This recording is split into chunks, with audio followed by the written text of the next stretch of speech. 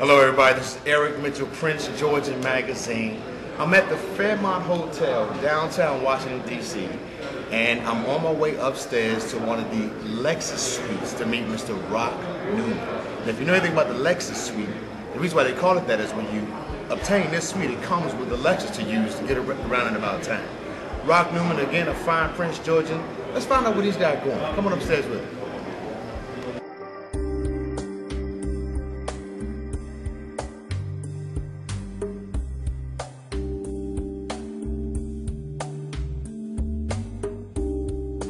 Hello everybody, here we are again. This is Eric Mitchell, Prince Georgian Magazine, sitting with another giant from the Prince George's County area, Mr. Rock Newman. Mr. Newman, thank you very much. Eric, my pleasure, man. Good to be with you. So much. Yeah. No introduction really necessary. I mean, your story is very dynamic, and folks from the community would love to know things such as, you know, like how has Prince George's County influenced your career, or what was it like overall?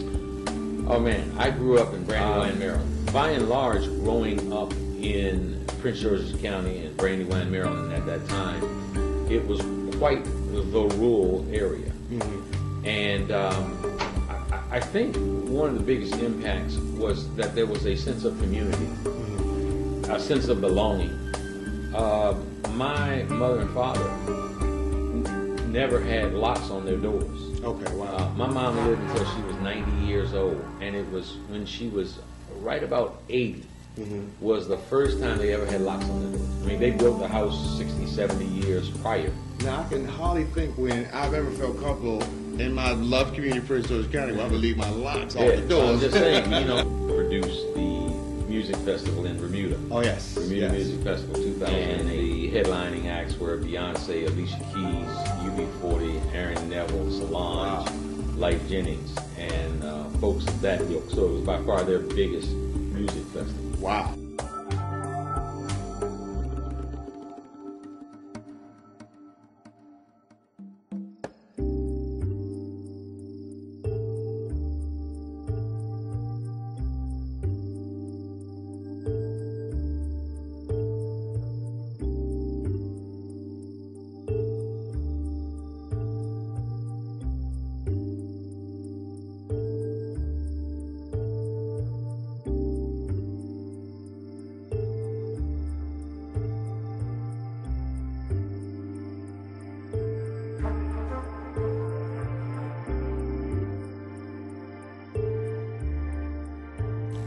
One of the things that very few people know about me is just how much I love music. Okay.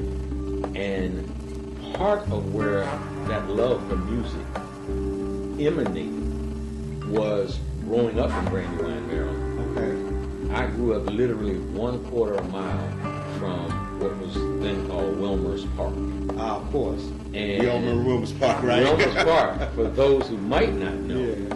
And so when I was 5, 6 years old, 1957, 58, James Brown and the Fabulous Flames would come through. You know, so Wilmer's Park. Back in the day, and I was 1/4 mile, so I wasn't old enough to go down and see the show. Okay. But I was close enough to always hear the music. That community, you know, really sort of is a bedrock and a foundation of my life.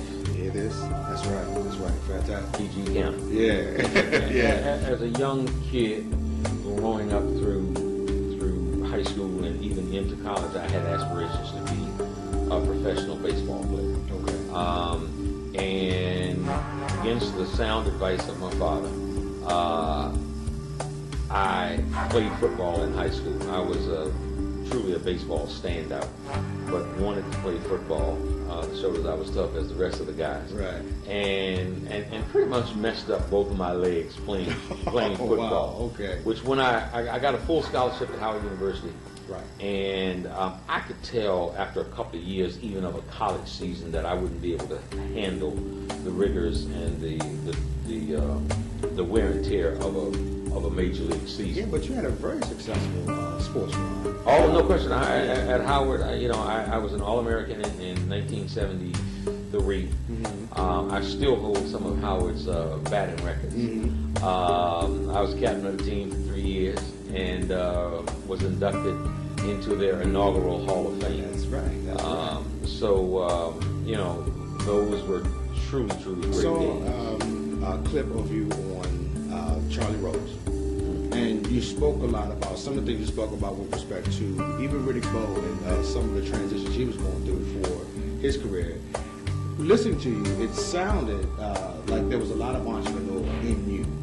The way it was almost like a motivational speaking, where I took some of the things that you said there and said it was okay, I can apply that to what I'm doing. One of the things about how recognizing that sometimes when you're trying to get somewhere and be successful, the only person in your way is yourself. Yeah. So that sounds like to me someone that's coming from an entrepreneurial standpoint. You know, I would say that there was certainly some strong entrepreneurial base there, but in all candor, it probably had more to do with having a rebellious personality and a rebellious spirit, Right. and not having anybody to tell me what to do. Right. You know, I wanted to control my own destiny. Right.